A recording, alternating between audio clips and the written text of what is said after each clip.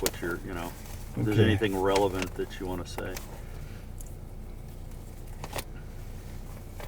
Should never get me on camera. It's okay. Let's see, where am I?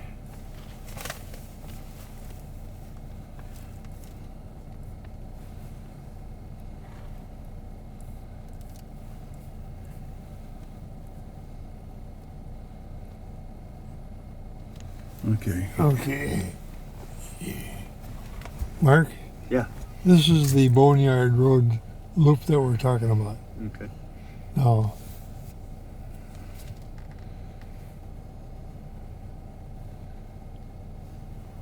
Okay, you want me to drive there? you don't have the whole thing.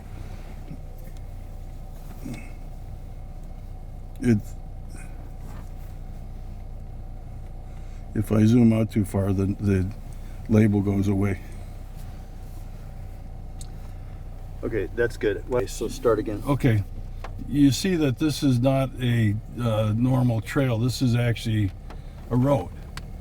And the road is sizable, and it's always been here.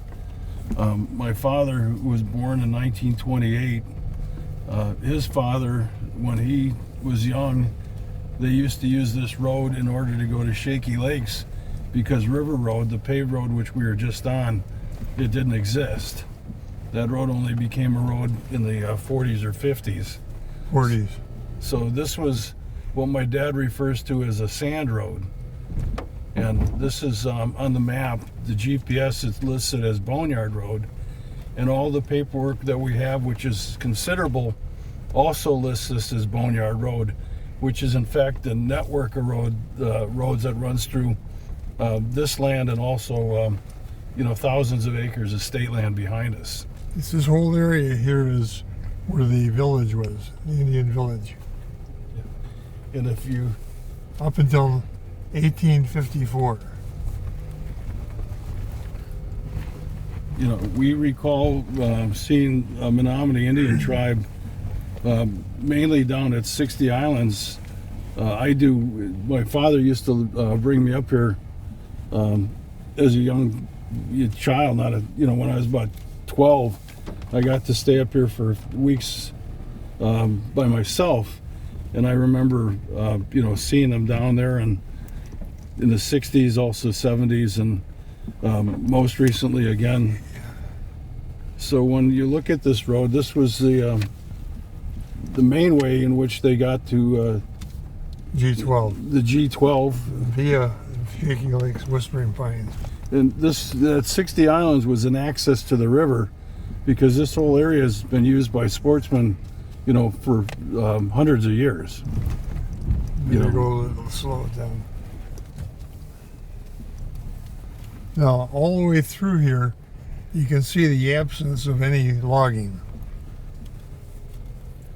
Yeah. You also see that there's tracks that aren't ours that are also here, and those look very fresh. So, again, this road is continually being used, by hunters. It's now bow season. Today is October, 15th? Yeah. And, it's the middle of bow season. And some of these trees, we've measured, if you look at how wide those are trees that have been here for, much longer than the logging history of the property surrounding this area.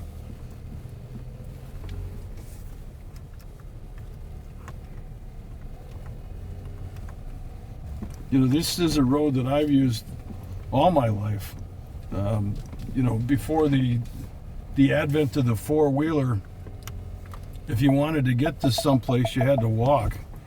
And, this was the fastest way for me to walk, from one piece of state land to the other. And because this is an area that was very good for hunting.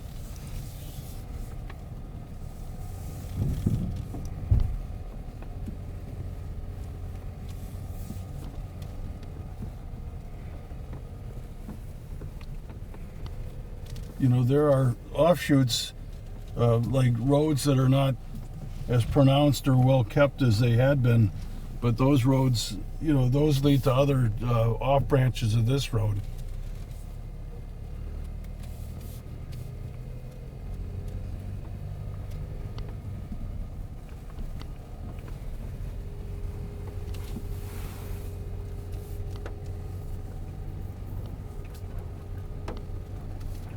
You can see that this is not a logging road because there's been no logging in the area. And keeping in mind that a car back in the 30s and 40s was, nowhere near as robust or capable as they are today. Dad, some of the stories that you told me were your father pointing out certain things along this road.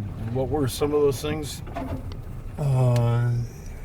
The lodge poles of a teepee that was abandoned by the inhabitants of the teepee. You also told me of some of the sugar maples. Well, that's on the other upper Boneyard Road. Yeah, but I thought that was interesting because of the way you put it, or you remember it as you told me because you thought they were giants. You want to, expound upon that a bit? Well, my dad pointed out the tapping,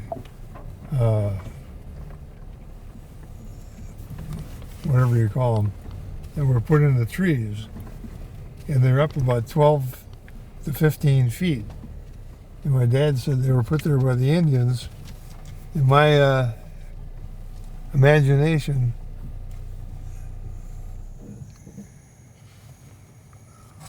You thought they were. I thought they were very, very tall Indians. Being that far off the ground. Yeah. Now, where does this one go here? This is also part of that network to the left. Okay. And if you look at the GPS, which, just for references, if you notice, it says we're on Boneyard Road, right here. And so we're exactly on this part of Boneyard Road that we've always been on. Now, this road to the left is also part of Boneyard Road network. This goes to additional state land behind us. And I should say, this is all part of the Escanaba State Forest, which is thousands of acres of public land that was acquired by the state of Michigan through tax foreclosure. And so that if you look at the property back in the 1940s, there was very little state land here. And then since that time, this is all almost became all state land.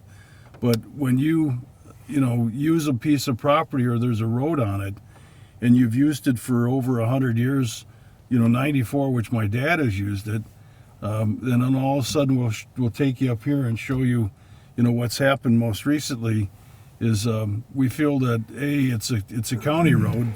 The GPS recognizes that. We've got hundreds of pieces of separate documents that all reference Boneyard Road, including Aquila's own mining permit application, which shows Boneyard Road running through, this property. We're on state property right now, and not only have they tried to stop people from using this road as a public road, a county road, but they've also tried to stop them from using it from the easement that's been created by using it, continuously over the last 100 years.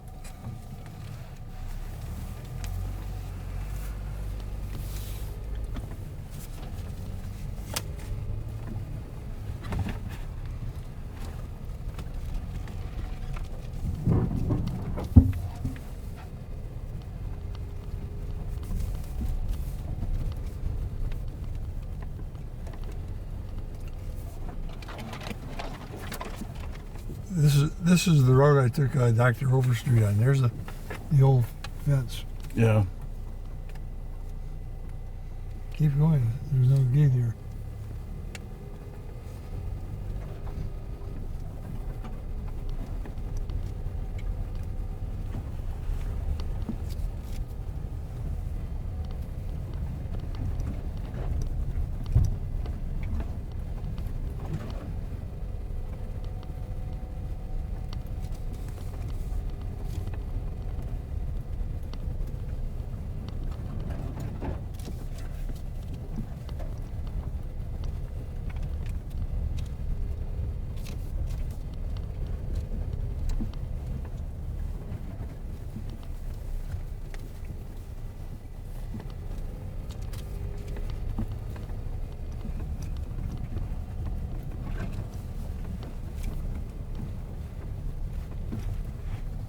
Which way on the GPS on Boneyard?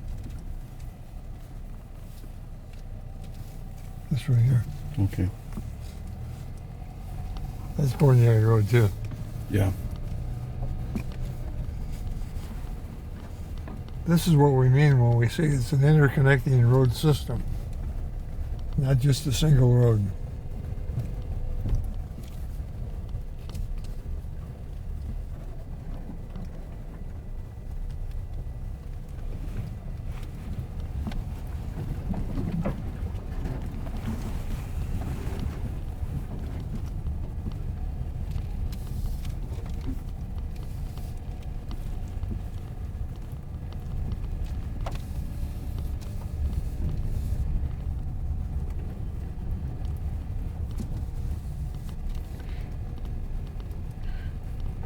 In the winter, this was really nice to snowmobile on because you didn't have to worry about, trees or branches or anything, because it was always, because it was used so much, people would, pick up any deadfalls or anything that fell across it.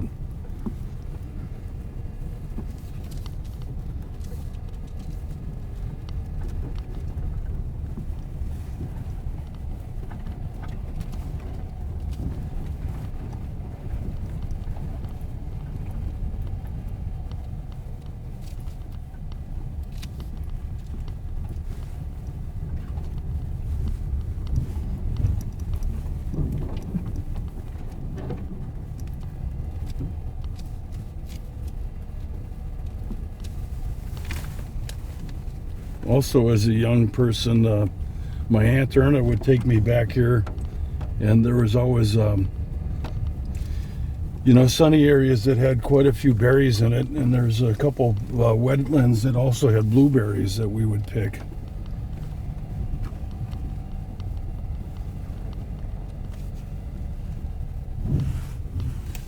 Which is also one of those, call it references, is that my family's been in this area for over 100 years. My grandma's sister, her name was Elizabeth Bennett. She ran a hunting lodge, which, we owned the property that had been on. And that was in the 1920s. And then with the Depression, it went, insolvent. But, that, and my Aunt Erna, excuse me, also lived up here full time. And so right now we have the property to the north of this, roughly 400 acres, and we have roughly over a mile of river frontage. So it's something that we've used this property continuously, from that period of time, whether it's one generation or the next.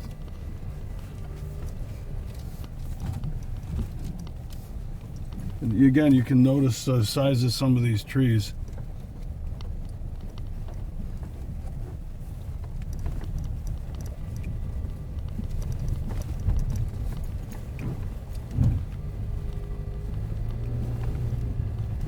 There's the house.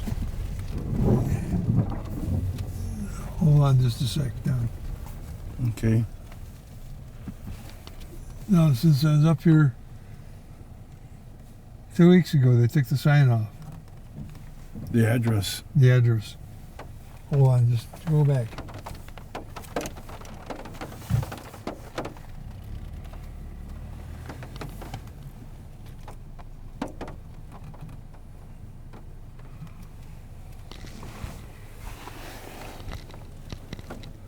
There is a number there. I don't know if it's here. Whoops.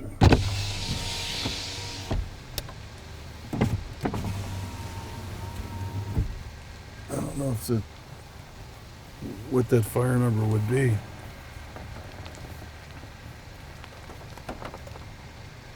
But I do see a well up here to the right. Hold on, don't go so fast.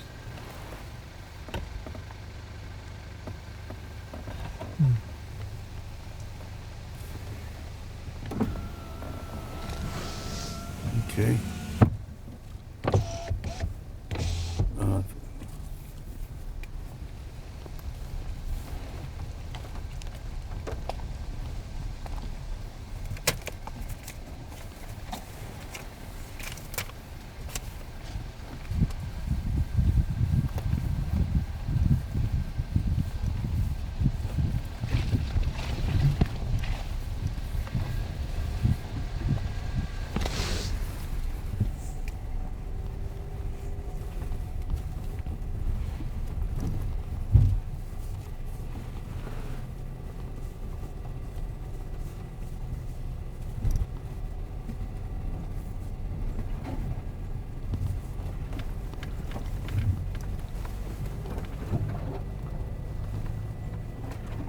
Now on that one map that you got off the internet, it shows this as Whispering Pine Road. That's the only reference we know where it's not listed as Boneyard Road. Yeah, but again, regardless of what you want to call it, this road has been in continuous use by the locals and hunters and people who come to recreate. It's been in use for over 100 years. Yeah, but we want to find out from the assessor why it's called Whispering Pines.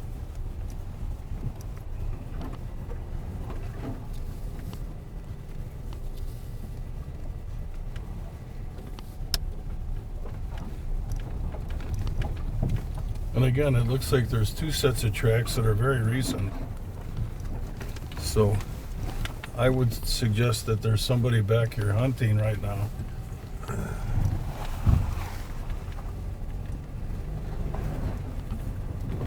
And you can see this is an area that's clearly been clear cut. And this is a land that, this is what you would expect, the land to look like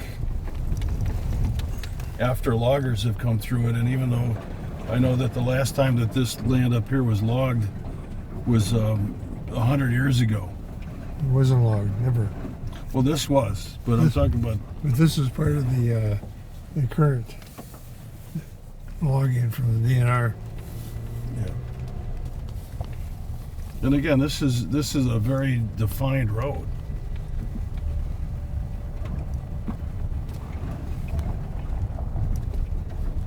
And there's somebody hunting up here.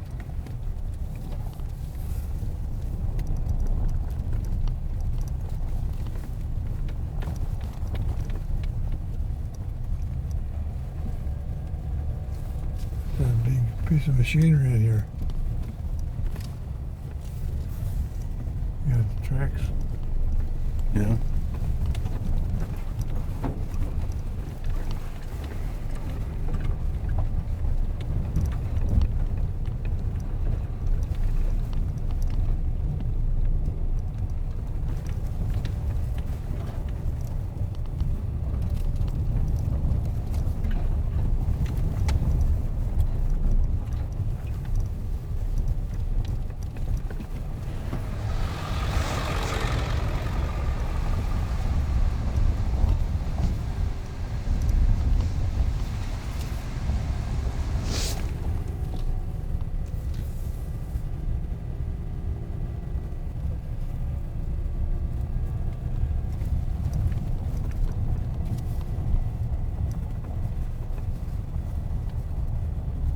You have to go around that.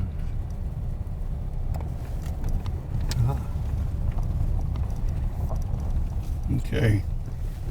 This is the other. This is the entrance to River Road. Well, he wants to take a picture of it. Yeah. That was, again, a combination of, oops, sorry, roll the window up.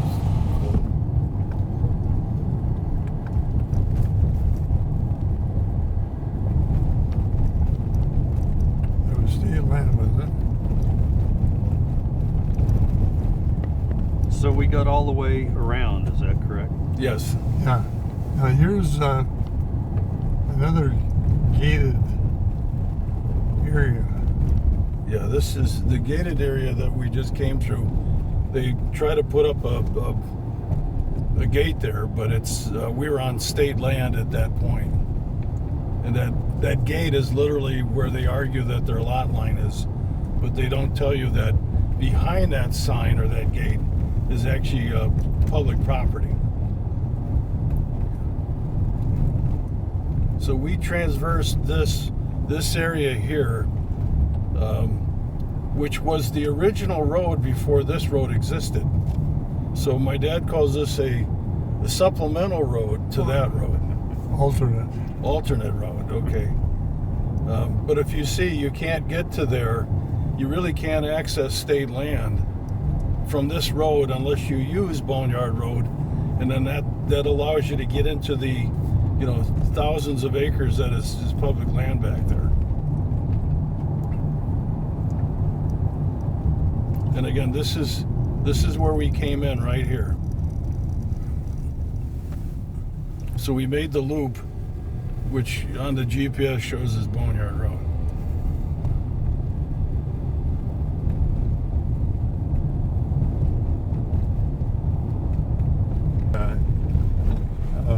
Mining company security people. Yeah. Okay, so I'm rolling again. Yeah. Why don't you take a picture of the person behind us, Mark? Now, whatever you see here has been routine up until the time we wrote a bunch of letters complaining. Yeah.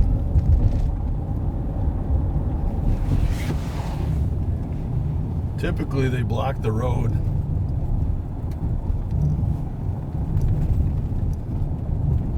Now, slow down a little bit.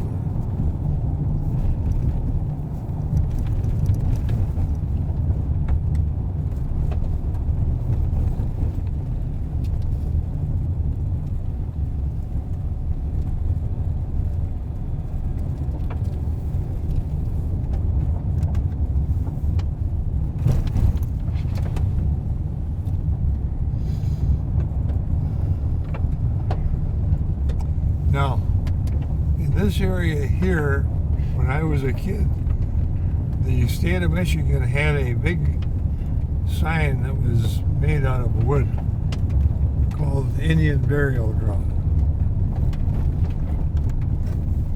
referring to this section here. And this section here is where I was told by my father the spouts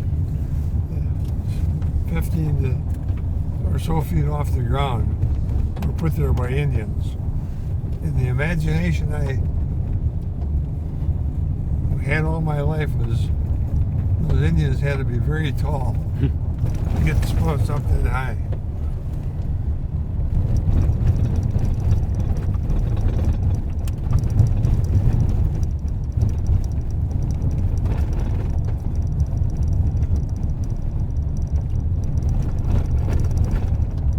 See, this gravel road existed before the paved road did. No, it didn't. It was mud. It was Well, sand. Okay, the point is that this is the way people came. No, this, they didn't. This was my Aunt Erna's house here. And she, this was a camp that had been around for the 19... This was bought by your Uncle George in 1914. In 1914, so... It was remodeled in 1960. Okay, I'm gonna go... Now you're going... Dad, got rid of the escort. Yeah, okay. You turn around? Well, he went past. Yeah, so I, the reason I bring this up is it's my father's been harassed, I've been harassed. I was cutting the grass one day and had one of the Aquila security guards get out and take pictures of the grass clippings and then flip me off. And he had done that because I had complained that he had parked in the middle of the road. And he was, when I pulled up, I wanted to take his picture, and I rolled down my window and I said, I'm taking your picture because I didn't want him to think that I was pulling a gun out or anything, because here's a guy with a gun. And he, basically that later that day, I'm cutting the grass alongside the road by our cabin back there, and he, stopped his car, got out, took pictures of the grass, and then, gave me the bird and drove away. And I complained about that to Aquila. Of course, they do nothing about it, but it's not uncommon that my father, who's 94 years old, would get harassed by people following him. I mean, tailgating, follow him up to the driveway, stop, watch what he's doing. And the same would happen to people that are our guests in that.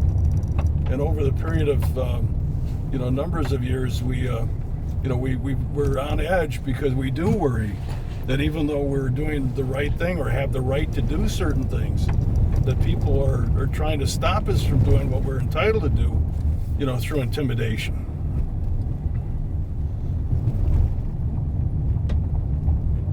Now, this road we're on here, again, this is, if you notice, this road is pretty rough. And the reason I bring that up is that, this road really has not been improved. This is sort of similar to the road, probably on a smaller scale, Boneyard Road, what it had been. No, there's no gravel on it. Yeah, and It was all sand.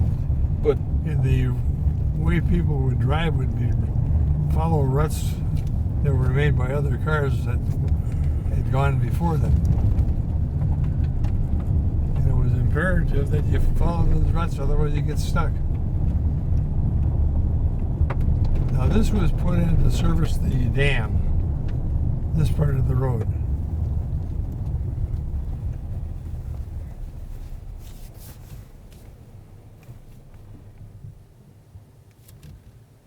I'm just stopping because they're stopping.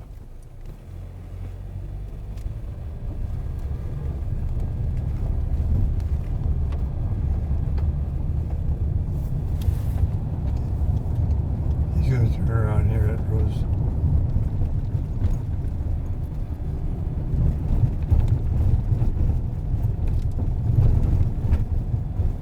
I signaled so he would think I turned that way.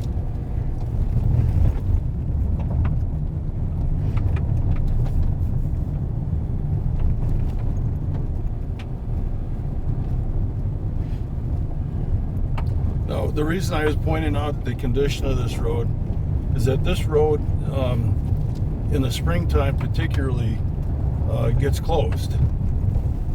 It becomes closed because it's the ruts, and you can't really drive any equipment or trucks of any size on this road. Now, if this road is closed and the paved road is then closed, for whatever reason, that just adds an element of a lot longer to drive, but also the element of risk, because if you can't get to town or you can't use this road, or there's a chance that you get stuck on it, or if there's a fire and the fire department has to use this road and they get stuck on it, that's really something that we shouldn't have to face.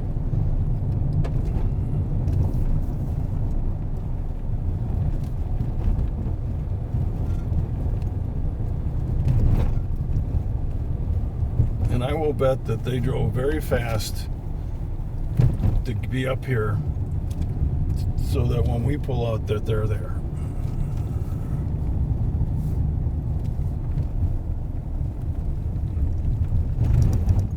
Turn right and go down to the entrance X2.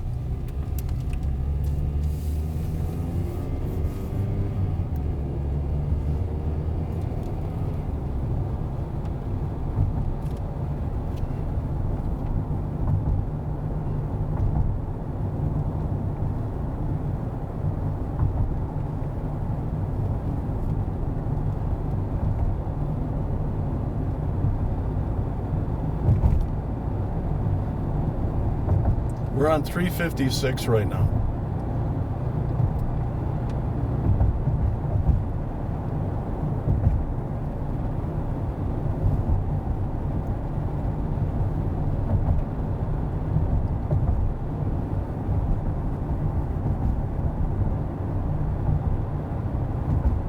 And up here a ways on the right-hand side is the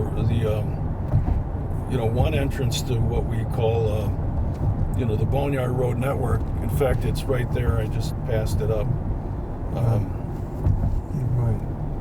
But then there's another one up here. Actually, there's more than one way. There's a number of roads that all lead into that network. And again, this is, the access to state property, including the land that we were just on. So if we were to, go through, we could make it back to that network and be back on those side roads that we were pointing out. Right up here. This is Yeah. where we start. Stop. Okay. And then this is part of it. This is the beginning of X2, exiting from 356. And for reference, Mark, this road is a road that you and I were on before when we did the drone.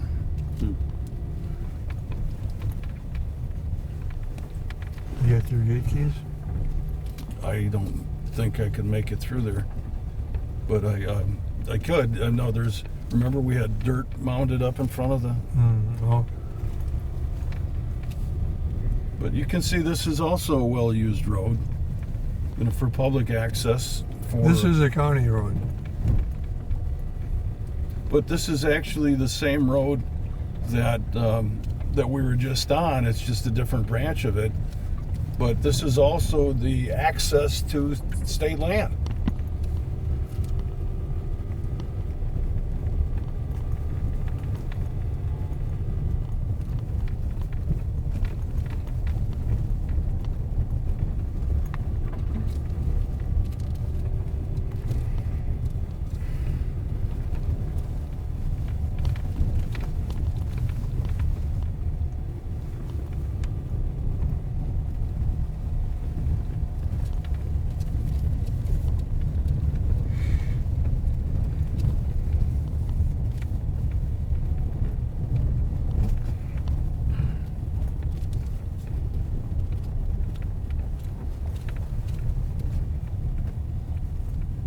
This has all been clear cut in the last 5 years.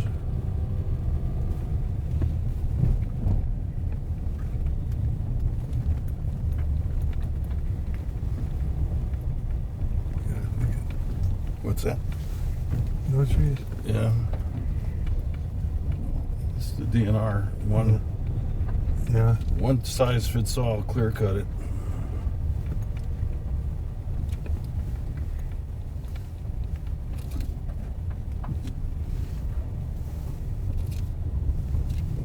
The hill over there, is that the Janowitz? Part of it, we're not quite that far down there yet. Okay.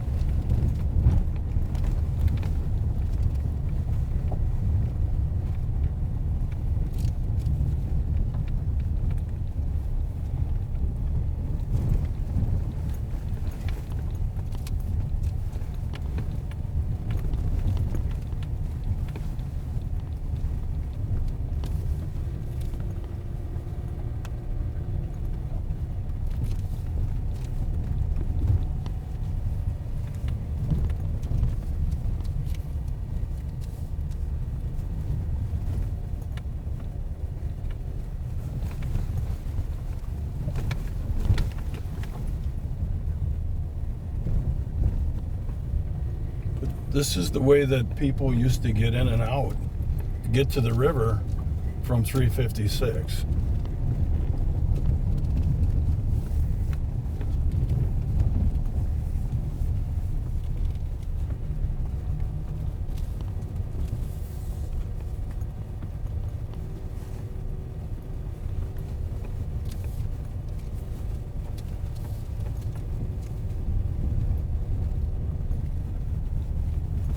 This is on occasion this called Boneyard Road.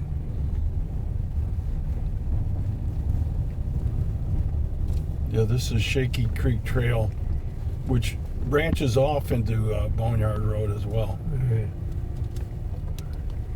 And this is what when Aquila told the state police that that Boneyard Road was closed, they were referring to a section of Shaky Creek Trail that we had closed 0.6 of a mile that ran through our property. And one reason why we understand the process of abandoning a road is because we went through it, and it's actual a process. It's a legal process. You have to have, landowners in the area sign a petition saying that they're in agreement with closing it. You have to then put a public notice in. You petition the road commission.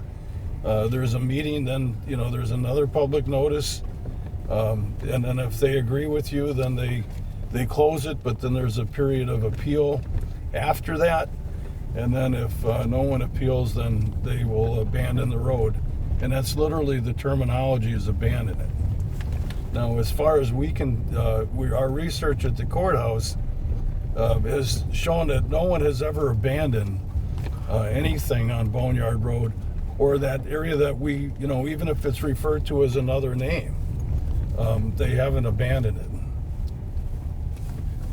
So this is, there's two ways. We could go this way to get back to, and I'm a little confused because all the trees are gone that I used to know. Sure, take this one. But then we've got to.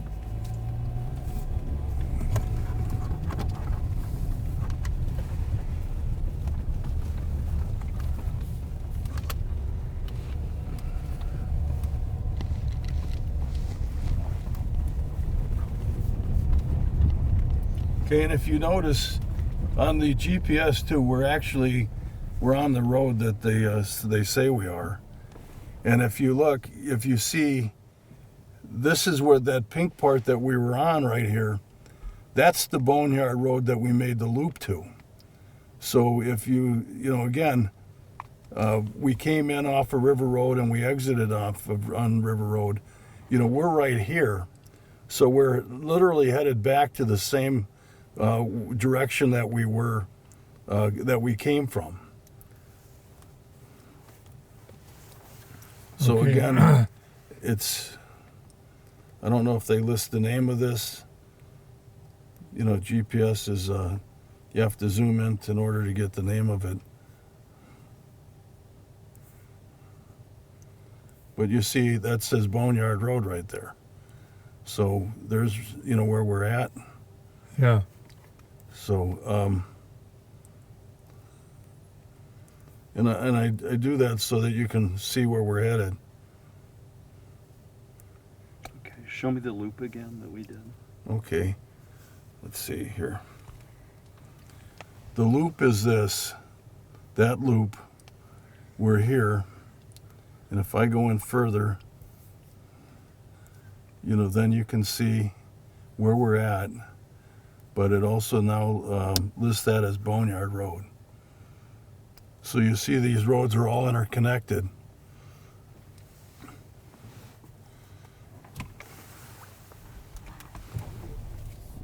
May need that to get out of here.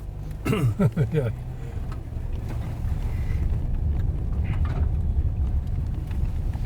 And just to give some substance to why we were back here, we had the right. I mean, we're always, but there was a lot of hazelnuts here, a lot of really excellent blackberries over the course of years. Hunted back here, and this is adjacent really to the property that we own. So, when we would come up, we would just go a little further, explore.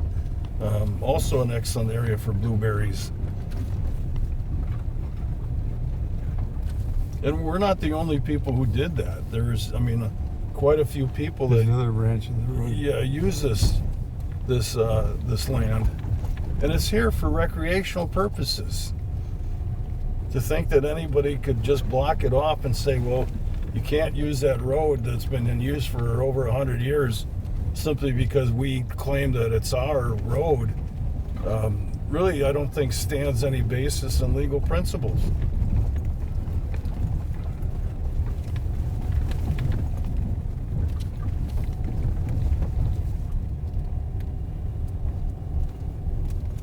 think one of the real advantages we have is they're not going to be able to prove it's a private road.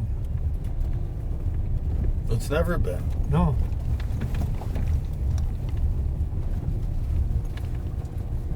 So if you prove it's not a private road, what have you accomplished?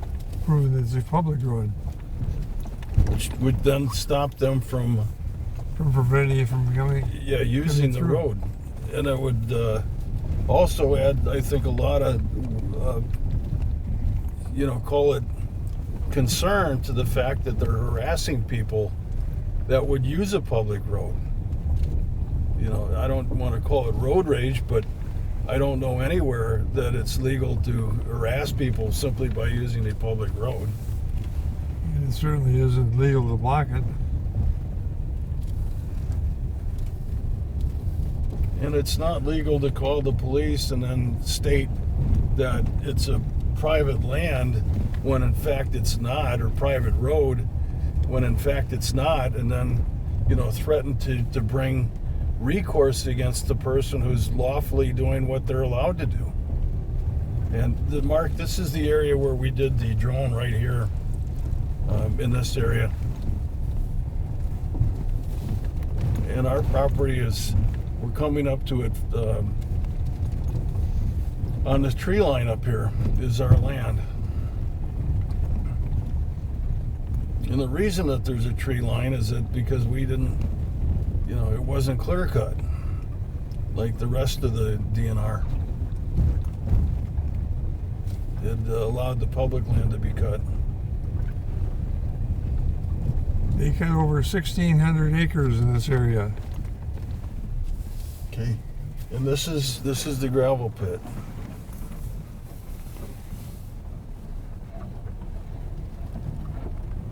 So this is our property.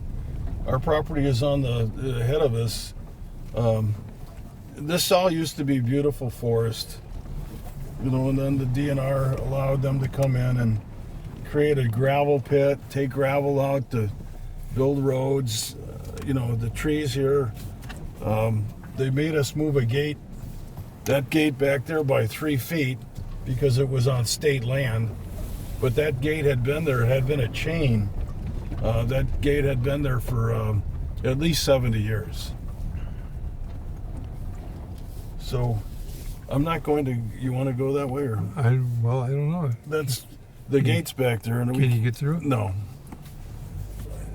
You don't have your key. Well, it's never really locked. It just looks like it's locked. But there's a couple big mounds of dirt in front of the gate.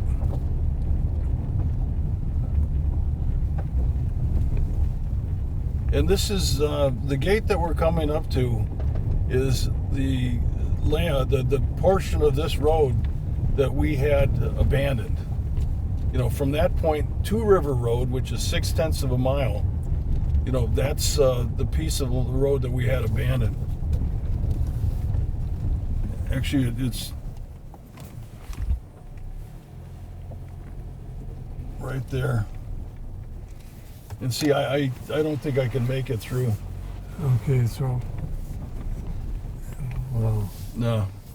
Okay, go back.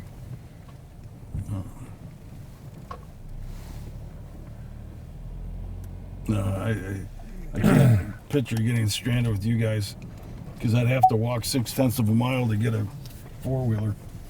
Okay.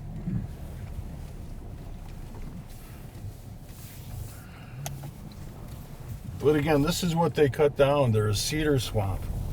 There's, you can't regrow cedar swamp. Non-renewable. This is a case where the DNR one department is working in diametric opposition to the other departments. Yeah, and coincidentally, that access road that Aquila says has no wetlands on it is up here. And that's where they would want to put their, their facilities and it would be raw off this road by about say 80 feet or 100 feet at where this road goes to one of its most southern points.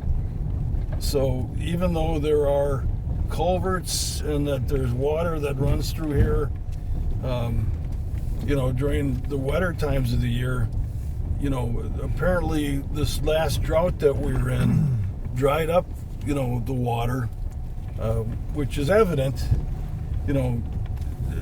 on certain years. Certainly, it sustains a lot of the trees and the wildlife around here. But, they claim that it doesn't contain any wetlands, so therefore they don't need a wetlands permit to do what they want to do.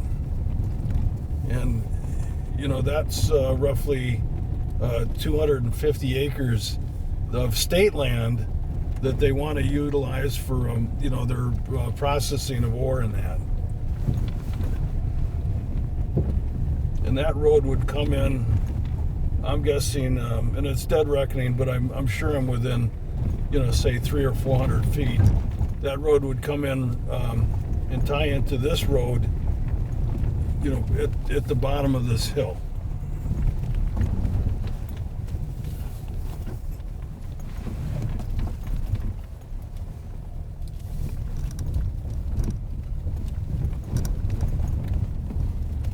And having hunted this land for, last, 50 some years, this has always been a very productive area because of the amount of oak trees that are here, the acorns. And, I'm 66 years old, and I think I started hunting when I was 13, but I didn't branch out, hunting by myself back here until I was in my, later teens.